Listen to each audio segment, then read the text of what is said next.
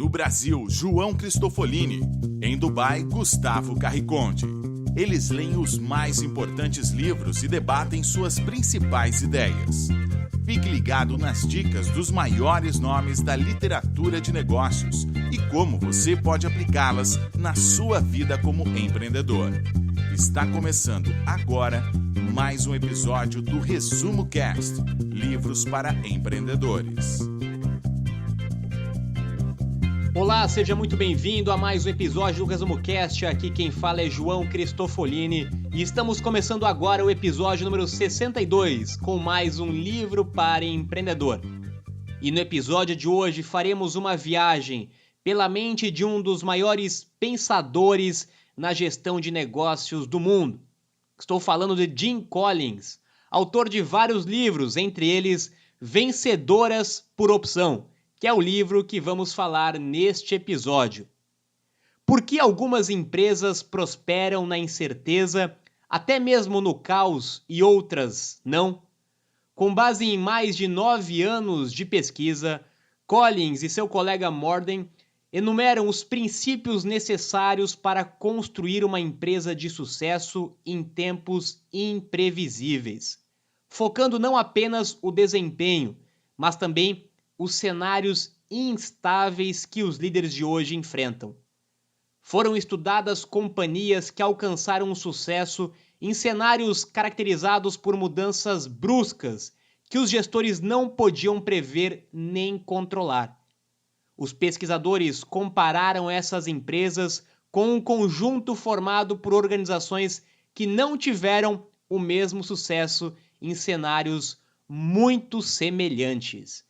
E o Jim Collins tem essa característica de ser um grande pesquisador.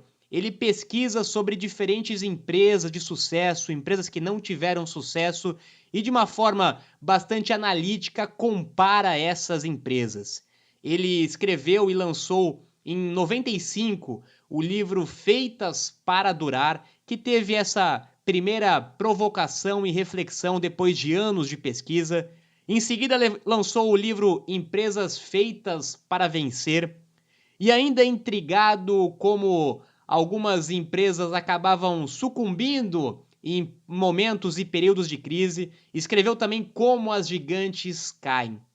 Todos os livros, como eu comentei, baseados em muitas pesquisas, principalmente de grandes empresas, de grandes líderes, para entender por que de fato algumas têm sucesso, outras não? Por que algumas caem em momentos de crise, outras não?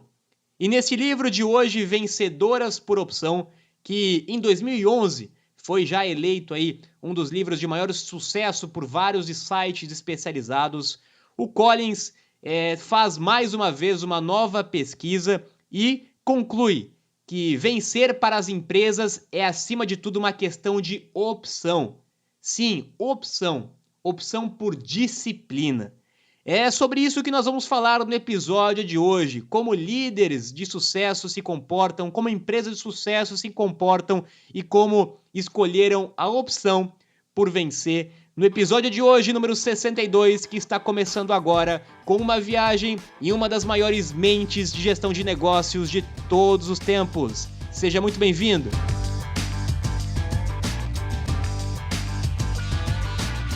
Olá, eu sou Gustavo Carriconde, sejam bem-vindos ao episódio número 66 do Resumo Cast. Vencedoras por opção. Não podemos prever o futuro, mas podemos criá-lo. Jim Collins é o renomado autor de Empresas Feitas para Vencer, Feitas para Durar e Como as Gigantes Caem. Ele e a sua equipe analisaram um grande volume de dados para detectar padrões em empresas que se destacaram pelo menos 10 vezes mais do que as demais. O próprio livro descreve com grandes detalhes a metodologia que foi utilizada para chegar às suas conclusões. Vamos abordar algumas conclusões do livro nesse capítulo do Resumo Cast.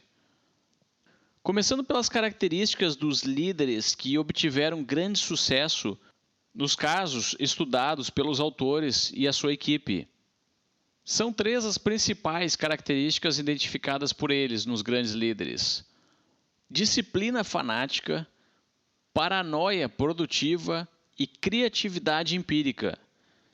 Segundo o livro, disciplina significa não rigidez e nem hierarquia, mas sim uma consistência com valores, metas, métodos e performance. Vamos ver mais adiante como o interessante conceito da marcha das 20 milhas contribui com a disciplina fanática dos líderes. A paranoia produtiva está relacionada com a capacidade de canalizar o medo e as ameaças para uma preparação completa para tempos difíceis e também com a execução de ações com a cabeça fria. Isso é o que torna a paranoia produtiva. Os grandes líderes desenvolveram um sexto sentido para serem vigilantes e detectarem como ninguém mudanças no cenário que representam oportunidades ou ameaças. Finalmente, a criatividade empírica, a terceira grande característica de um líder que se destaca nas grandes organizações, significa voltar-se para evidências, para experimentos práticos, validações e provas tangíveis. Diante de incertezas, muitos líderes guiam as suas equipes para aquilo que os outros estão fazendo, de acordo com a sabedoria convencional. Seguem cegamente figuras de autoridades, colegas, gurus e experts em busca de orientação. A criatividade empírica é saber utilizar o seu maior recurso, o seu maior ativo, que é a sua capacidade cognitiva em busca de evidências tangíveis. Assim como faz um detetive que analisa todas as pistas para determinar qual é o melhor caminho a seguir. Alguns mitos que o autor quebra durante o livro. Primeiro, líderes de sucesso são visionários e gostam do risco. Ao contrário, os líderes 10X foram ou ainda são mais disciplinados do que arriscados. 2. Inovação é a base do sucesso. Evidente que ao longo de décadas, as 10X tiveram momentos de inovação, mas em média não foram ou não são as referências em inovação de seus setores. 3. Decisões e ações rápidas. Correr ou morrer não é o segredo do sucesso. As 10X estão sempre de olho e percebem quando acelerar e quando segurar a velocidade. E isso nada tem a ver com decisões velozes, pelo contrário, com observação lenta, mas constante e decisões consistentes. 4. Mudanças externas radicais demandam mudanças internas radicais. Ao contrário, as 10X mudam paulatinamente, planejadamente, prevendo as mudanças externas e não reagindo a elas. Ou seja, o que realmente teve valor nessa pesquisa que Collins fez em várias pesquisas foram o comportamento e as características do líder, onde, como o Gustavo comentou, a disciplina com a consistência de desempenho, de metas, de valores, a criatividade, onde buscando algumas evidências e não se prendendo a opiniões e conselhos externos, conseguiam entender o que estava acontecendo e testar novas soluções do mercado. A paranoia produtiva, onde eles conseguem tomar medidas preventivas e entender quais serão as próximas crises, os próximos problemas que vão acontecer. Essa paranoia de sempre estar pensando no que pode dar errado, no problema, mas não de uma forma negativa. Esse pensamento sempre tentando antecipar alguma tendência e trazer com isso novas soluções. E por último, mas não menos importante, a paixão. Todos esses líderes canalizaram para uma causa, tiveram uma paixão, que isso junto com a ambição teve um resultado totalmente direto no desempenho das suas empresas. A marcha das 20 milhas é outra característica associada às empresas estudadas por Jim Collins. É um comportamento relacionado com a metodologia de avanço consistente. Por vezes, essa marcha pode parecer contraintuitiva, porque ela ensina o autocontrole de reduzir o ritmo em situações favoráveis e aumentar em situações difíceis. Vamos ver o cenário que o livro utiliza para explicar. Imagine agora que existam duas pessoas que estão iniciando uma longa caminhada que irá durar por meses. A primeira delas caminha 20 milhas no primeiro dia e consegue sair da cidade onde iniciou. No segundo dia, mais 20 milhas e no terceiro também.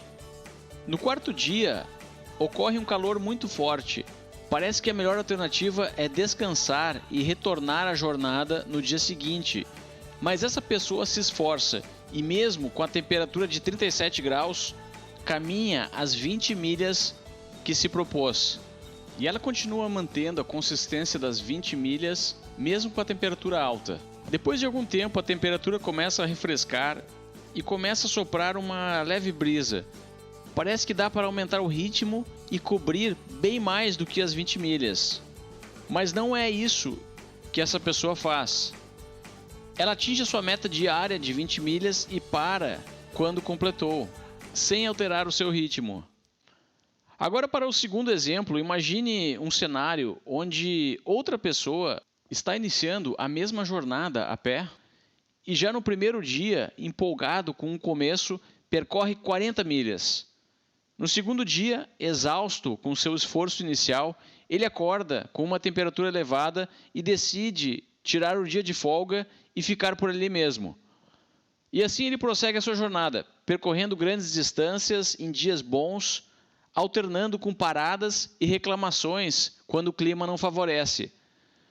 O autor afirma que as empresas que demonstram um comportamento semelhante à marcha de 20 milhas superam, de longe, aquelas que não se preocupam com esse aspecto. Vamos ver as explicações para isso. A marcha das 20 milhas gera confiança para a organização. E ao aderir a esse ritmo, as pessoas entendem que o desempenho não necessariamente será prejudicado pelas circunstâncias que não podem ser controladas. Essa consistência também ajuda a exercer o autocontrole em cenários complexos e imprevisíveis. Além disso, uma boa marcha das 20 milhas utiliza métricas e metas claras para medir o desempenho e possui restrições autoimpostas pela própria organização, levando em consideração os recursos e o cenário presente.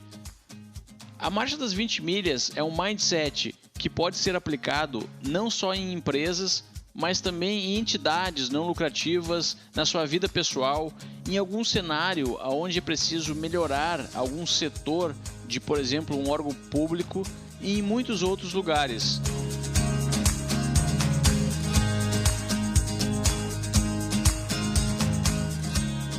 Gustavo, a meta das 20 milhas, que nada mais é do que quebrar as metas em pequenas metas e ter consistência dessas atitudes, ela com certeza pode ser aplicada em qualquer área da vida. É muito comum a gente ver pessoas que de um dia para o outro querem começar um novo hábito, que nós já falamos em episódios anteriores, e talvez acabam dando um passo maior do que necessário. Aí mais uma vez a grande diferença entre sonhar grande e começar grande. Você pode sonhar grande, pode ter um objetivo de chegar em algum lugar distante e longe, mas começando com passos pequenos. É muito mais fácil dar pequenos passos de forma consistente do que querer dar grandes passos, e isso com certeza não vai gerar consistência, não vai gerar confiança, não vai ajudar a ter metas e métricas como você comentou, e muito provavelmente isso vai ficar durante o caminho. Exemplos para isso não faltam, né? Aquela pessoa que quer emagrecer ou que quer começar uma atividade física e de repente começa a fazer um excesso de atividade no início do caminho e depois, logo depois, abandona. Ao passo de que se tivesse feito um pouco diariamente de uma forma consistente, teria muito mais resultado. O mesmo vale para quem quer ter o hábito de ler. Não adianta querer de um dia para o outro, começar a ler milhares de livros ou conteúdos. É muito mais fácil criar metas diárias de leitura com consistência, que no longo prazo isso tem um resultado muito maior. Falando de investimentos também a mesma coisa. É muito mais fácil ter uma consistência na minha educação financeira, poupando todo mês, investindo um valor todo mês, do que querer em uma única vez, onde eu acumulei um patrimônio, um capital, recebi um valor a mais e querer investir esse valor e achar que esse único passo grande vai me levar em algum lugar melhor. Isso vale para todas as áreas. Quebre as suas metas, tenha consistência, tenha metas diárias. Compense as suas metas atingidas, como o Gustavo comentou. Quando você atingiu a sua meta diária, não tente sempre ultrapassar essa meta diária, que você pode muito provavelmente se cansar e acabar comprometendo a sua consistência. Então estabeleça metas diárias, compense quando você atingiu essas metas. Isso vai te gerar confiança, vai melhorar o seu autocontrole, vai melhorar suas métricas e com certeza a consistência de qualquer trabalho é o mais importante. Fazer uma pequena ação todo dia tem um valor muito maior do que fazer uma grande ação uma única vez.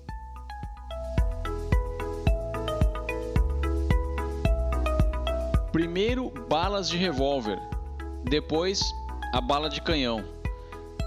Para explicar esse conceito, imagine-se que você está em um barco.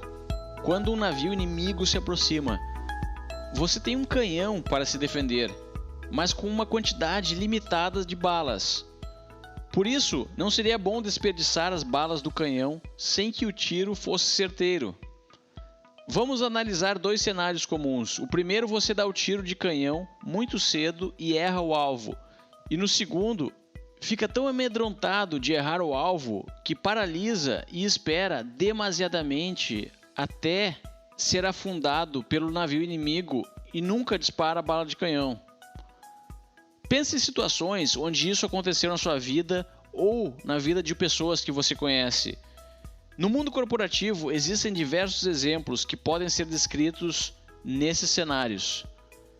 Agora imagine se você tivesse um revólver e antes de gastar a sua bala de canhão, você desse vários tiros de revólver até acertar o alvo. Agora, com os tiros do revólver, a sua mira está calibrada e você vai em frente e dispara a bala de canhão, que atinge o alvo em cheio e afunda o navio inimigo. A equipe de Collins identificou que as grandes organizações utilizam essa metodologia quando precisam implementar importantes decisões.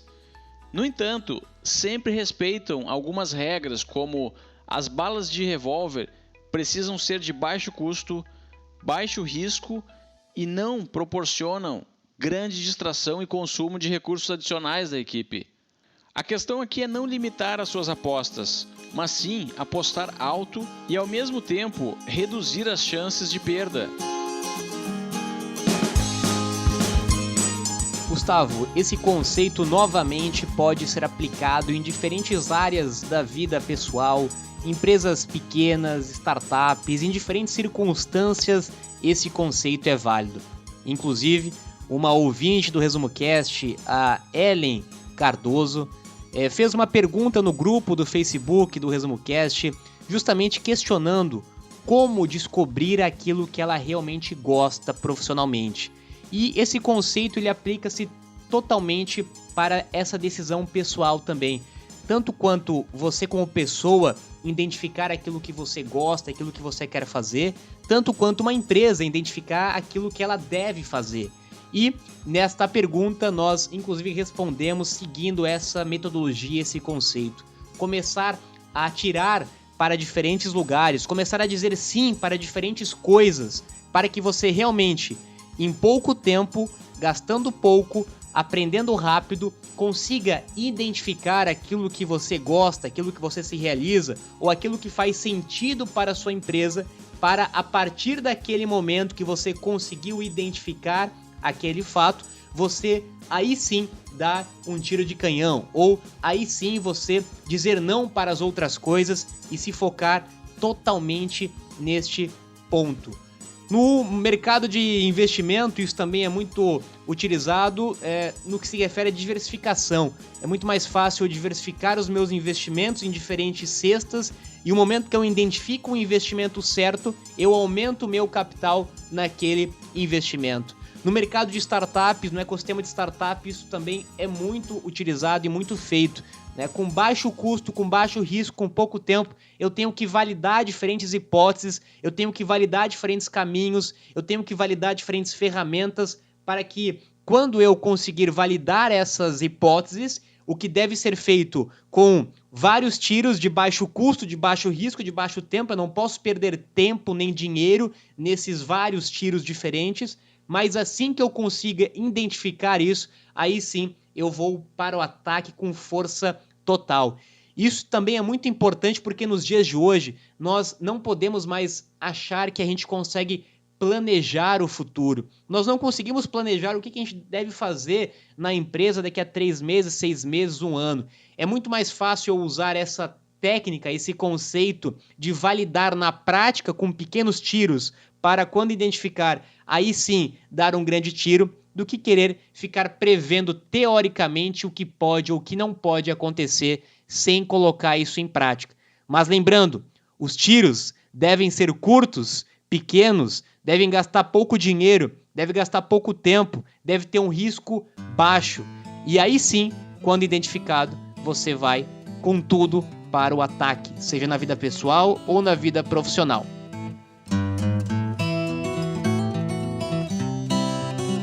Retorno sobre a sorte. Existe um grande mito de que os grandes casos de sucesso só foram possíveis porque contaram com a sorte. O livro introduz o conceito de retorno sobre a sorte, que pode ser tão interessante quanto o conceito de retorno sobre investimento e outros tipos de retornos. Segundo o enorme volume de dados analisados pela equipe de Collins, tanto as empresas de sucesso como outras que não se saíram tão bem foram expostas a episódios de sorte e episódios de azar. No caso dos episódios de azar, por serem mais resilientes e praticarem tudo o que já vimos até agora, conseguiram resistir e recuperar-se com mais rapidez. Mas quando foram expostas a oportunidades e momentos de sorte, as organizações de grande sucesso estavam preparadas para identificar e conseguiram surfar da melhor forma a onda de crescimento. A pergunta crucial, segundo o livro, não é se a sua empresa tem sorte, mas sim se ela tem um alto retorno sobre a sua sorte. Os autores vão ainda mais a fundo e definem como um dos tipos mais importantes de sorte a capacidade de encontrar as melhores pessoas, a capacidade de cercar-se com a melhor equipe, o melhor sócio, os melhores mentores, ou seja, pessoas dispostas a construir não só um empreendimento, mas também relacionamentos duradouros e profundos, por quem você arriscaria a própria vida e que arriscariam a vida delas por você. Mas será que isso é realmente sorte? Você tem a opção de escolher essas pessoas. Quem são as 5 pessoas que lhe cercam? Assim como diz o título do livro, vencer não é sorte, e sim uma opção. Gustavo, a sorte realmente aparece para quem está preparado. Seja você que quer começar uma empresa, seja você que está buscando uma ideia de como iniciar um negócio, ou você que já tem uma empresa. Quando nós estamos preparados, quando nós estamos com as pessoas certas, como o Gustavo comentou, certamente terão momentos de azar, momentos de dificuldade, onde nós precisamos, aí sim, desenvolver ainda mais os nossos comportamentos de resiliência e conseguir superar esses momentos de dificuldade, assim como quando aparecerem oportunidades, nós temos que estar preparados para agarrar essas oportunidades, para agarrar essas ideias. Certamente você já teve a experiência ou conhece alguém que passou pela experiência de ver alguém começar um negócio, uma empresa com aquela ideia que você em algum momento já teve. Ou seja, a ideia estava disponível no universo. você teve a sorte de receber ou de se conectar ou de encontrar essa ideia, mas talvez não estava preparado naquele momento com as pessoas certas, com as ferramentas certas para executar essa ideia. O que não quer dizer que você tem azar, né? Muito pelo contrário. O que o autor quer dizer é justamente isso. Todas as empresas ou todas as pessoas têm momentos de sorte e momentos de azar.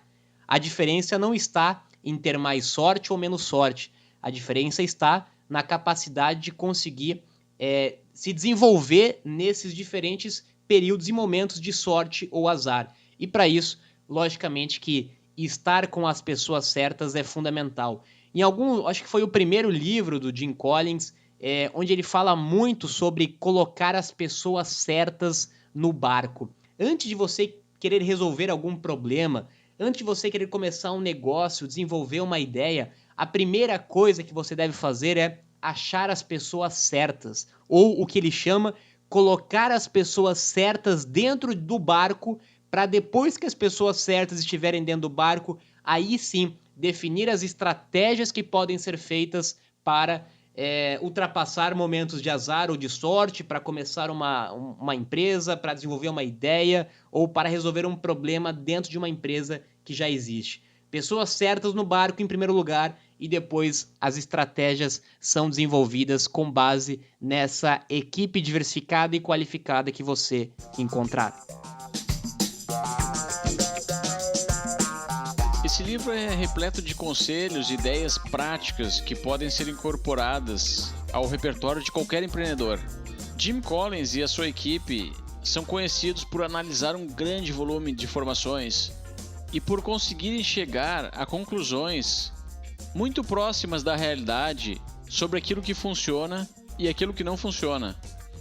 Entender e adotar as dicas e a metodologia proposta pelo livro não vai lhe garantir o sucesso, mas com certeza irá aumentar muito as suas chances.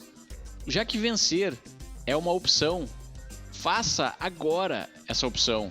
Modifique a sua personalidade, a sua mentalidade, o seu mindset para pensar como um líder que se destaca dos outros. Adquira uma disciplina fanática, uma paranoia produtiva e a habilidade de exercer uma criatividade empírica. Aprenda a atirar diversas balas de revólver para, num segundo momento, atirar uma bala de canhão certeira e iniciar a sua marcha das 20 milhas na direção correta. Sem dúvida, durante essa caminhada ocorrerão episódios de sorte e episódios de azar.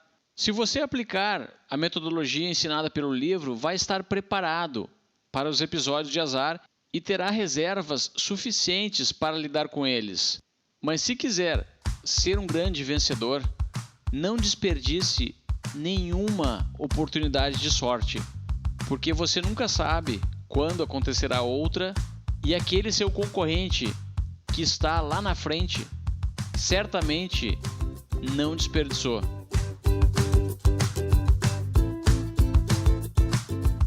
Outra grande lição que nós podemos tirar do Collins, de uma forma proporcional, logicamente, é começar a aprender e a estudar sobre diferentes empresas, empresários, líderes que tiveram sucesso ou tiveram fracasso.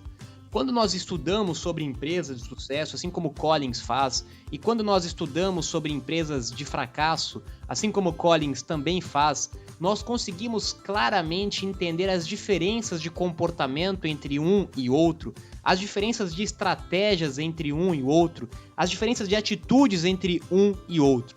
Logicamente que, como nós sempre falamos aqui no ResumoCast, empreendedorismo não é uma ciência exata. O que funcionou para alguém pode ser que não funcione para você e vice-versa. Mas quando nós estudamos e entendemos através de diferentes livros ou aqui no ResumoCast, diferentes podcasts, nós entendemos diferenças cruciais entre algumas empresas e entre alguns empreendedores.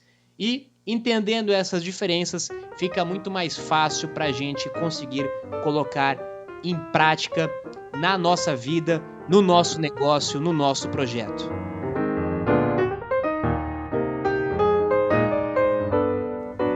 E mais uma importante lição que nós podemos tirar neste episódio do ResumoCast é que a consistência é sempre mais importante do que qualquer estratégia individual.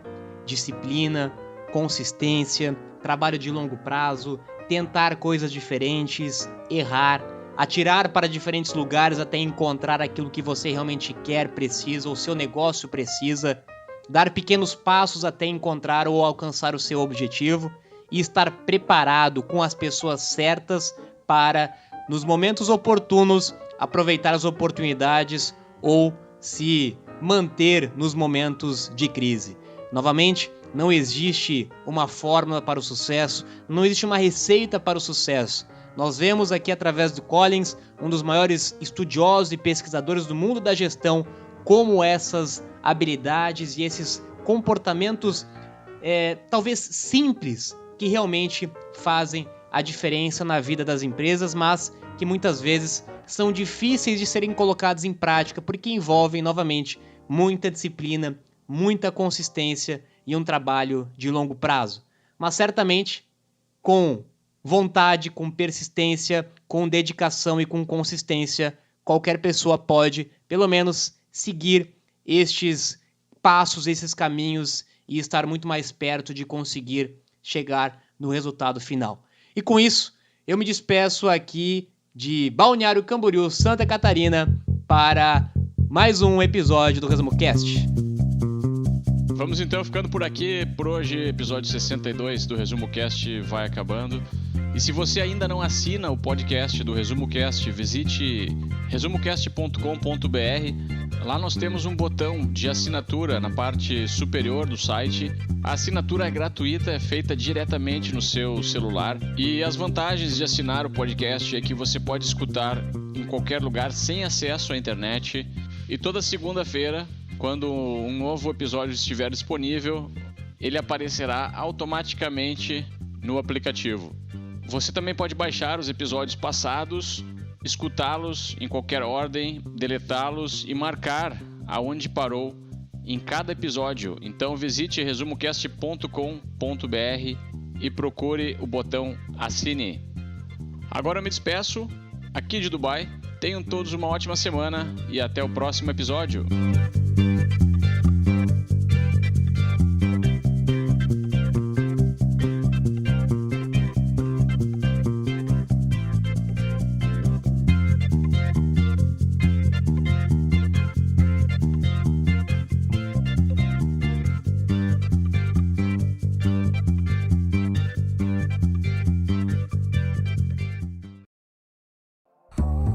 Se você gosta de assistir vídeos gratuitos sobre livros para empreendedores, sabia que já estão disponíveis no canal do YouTube do ResumoCast os resumos dos livros em vídeo dos últimos episódios da temporada 3? Basta abrir o seu aplicativo do YouTube ou o site do YouTube no seu computador e procurar pelo nosso canal digitando ResumoCast. Te vejo por lá.